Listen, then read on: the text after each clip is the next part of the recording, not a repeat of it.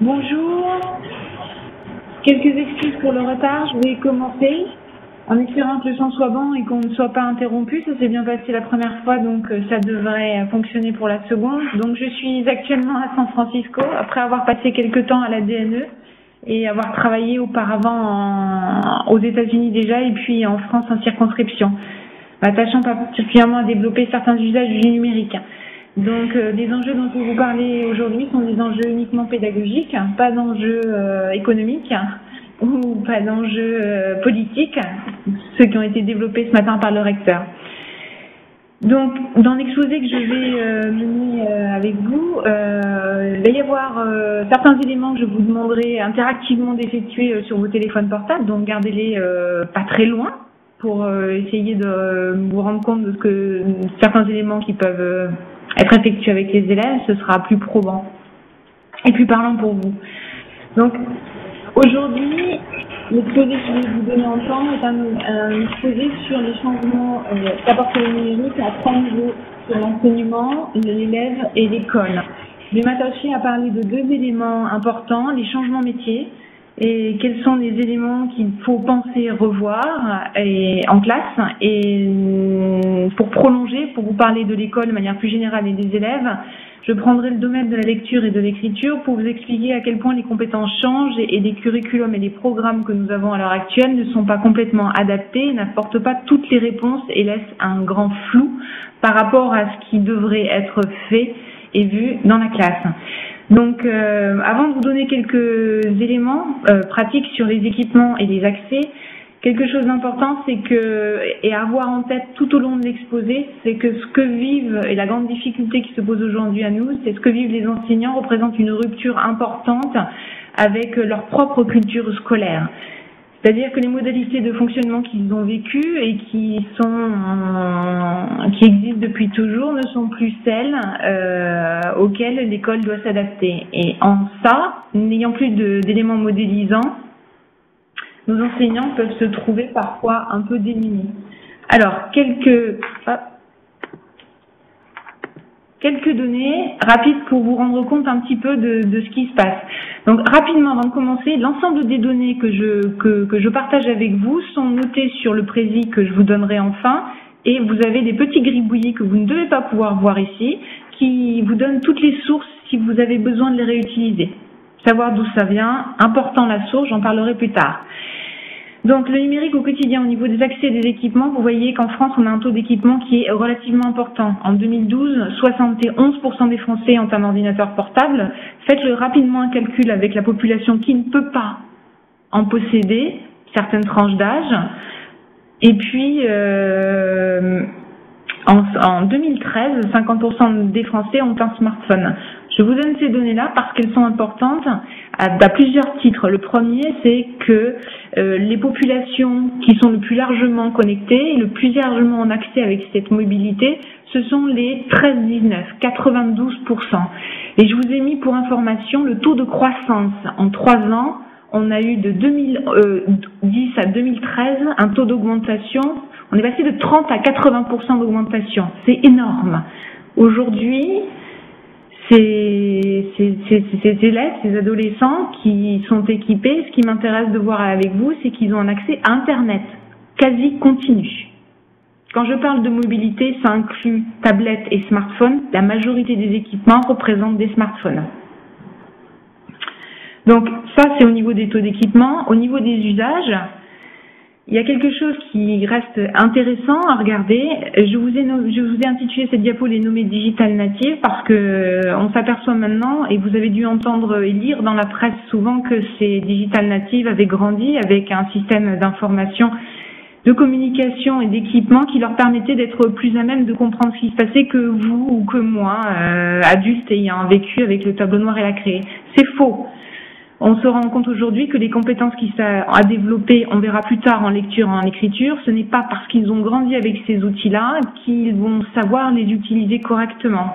Et l'enseignant a toute sa place. Je vous donnerai des exemples précis. C'est pour ça que je parle de nommer digital native. Ils ont beau l'être, il manque encore énormément de choses à construire. Donc quelques chiffres en 20 ans. En 20 ans, en 94, une étude montrait qu'au niveau de la terminale, les élèves avaient passé plus de temps devant la télévision qu'à l'école. C'est énorme. Si on fait le décompte du CP à la terminale, le nombre d'heures passées devant la télévision en 94 est plus élevé. Donc, des questions à se poser sur les utilisations et sur la répartition de certains rôles.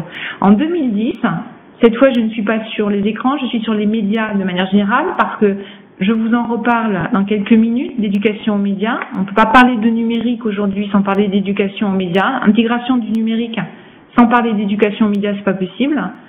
Donc 7h38 face aux médias. Donc les médias, c'est la mobilité, les médias, c'est l'extérieur, c'est la télévision, c'est tout. C'est énorme. Et c'est par jour. Aujourd'hui, où est-ce qu'on en est?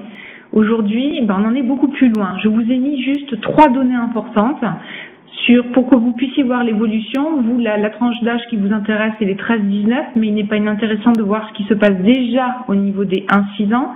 Je vous ai mis 3 données, la télévision, Internet et la console. Donc ce sont des données semaines. On est à 10h25 semaine de télévision, 11h45 Internet et 7h50 de console. Je vous laisse faire juste un petit cumul hebdomadaire, je suis sur la semaine, et faites un comparatif avec 94. Quand en 94, sans l'existence d'Internet, sans l'accès aux consoles de jeux tel qu'il est aujourd'hui, on avait déjà un temps devant télévision qui excédait le temps passé en classe. Là, on n'excède plus, on explose. Donc, ces outils-là, on ne peut plus faire comme s'ils n'existaient pas et on ne peut plus faire en sorte de les laisser à l'extérieur de l'école. Je vous ai mis 2 couleurs différentes. Je vous ai mis en noir la télévision et j'ai associé volontairement Internet et la console pour vous donner un élément important de recherche qui est sorti au mois d'août concernant les compétences mathématiques et l'accès à ces médias. On sait depuis un moment, et c'est maintenant largement relayé, qu'un enfant qui regarde à plus de 45 minutes de télévision, je fais bien le distinguo télévision, Internet, console, plus de 45 minutes par jour a des compétences et des déficiences notables en mathématiques qui sont croissantes et proportionnelles au temps passé devant la télévision. Ça démarre à 45 minutes par jour. Ce n'est pas vrai d'Internet, d'un accès Internet et de l'utilisation d'une console de jeu. Nous n'avons aucune corrélation. Cette étude montre qu'il n'y a aucune corrélation entre l'utilisation d'Internet et de la console, au-delà de 45 minutes, et les compétences mathématiques. C'est très facile à comprendre, c'est une question d'interactivité, d'activité ou de passivité devant les écrans. Voilà. Donc ça, ce sont pour les usages, une petite prise de conscience de l'état de fait, de ce que représentent les semaines de nos élèves et du temps qui est passé devant ces outils-là. Donc, aujourd'hui, où est-ce qu'on en est? Ce que je vous disais, c'est qu'il s'est encore très peu utilisé dans les classes, mais à juste titre, je voudrais vous dire que ce n'est pas toujours faire fausse route que de ne pas les intégrer. Ce qui se passe aujourd'hui, c'est que, et beaucoup d'entre vous ont lu, et quand je me déplace en conférence, m'expliquent qu'il n'y a pas les études montrent qu'il n'y a pas de différence significative entre des élèves qui utiliseraient, des classes qui utiliseraient le numérique et des classes qui ne l'utiliseraient pas. Vous allez trouver bon nombre d'études qui vous le disent et qui vous le montrent. C'est vrai. Sauf que ces études-là sont basées sur des groupes sur lesquels il n'est pas fait attention à la formation des personnels, au type d'utilisation et aux méthodologies d'emploi à l'intérieur des classes.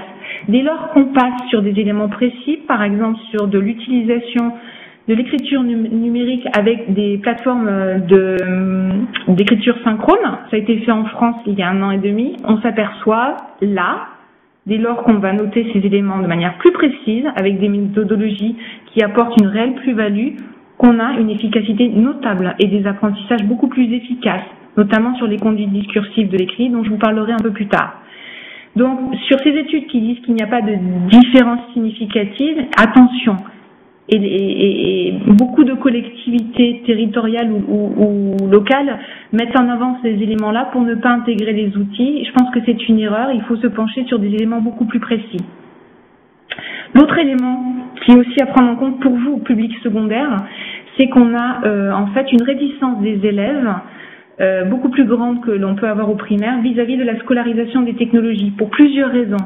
La première, c'est que nos enseignants qui manquent encore, ça va venir, de pratique, utilisent des modalités de fonctionnement qui sont trop calquées sur l'écrit. Et quelquefois, on a des effets contraires à ce qui serait espéré. On a un déploiement d'énergie incroyable pour des éléments qui finalement sont plus vite faits sur papier et le numérique n'apporte rien. Les élèves sont tout à fait conscients de cette perte de temps et refusent ou sont réticents à l'entrée. L'autre élément important, il faut savoir qu'en France particulièrement, un peu partout, mais plus particulièrement en France, on a des élèves qui, plus ils grandissent, plus ils ont des attentes vis-à-vis de l'enseignant qui sont conservatrices. Ils attendent un modèle enseignant, comme ils en ont toujours vécu, entendu parler, quelqu'un qui arrivera avec des éléments novateurs. Il va falloir beaucoup de temps pour les installer et les mettre en place. Donc, tout ça peut créer, je dis peut parce que les éléments changent et c'est pas la même chose chez tout le monde, un cercle vicieux dont il faut arriver à sortir et c'est pas toujours évident. Donc, votre rôle en tant que chef d'établissement ou ayez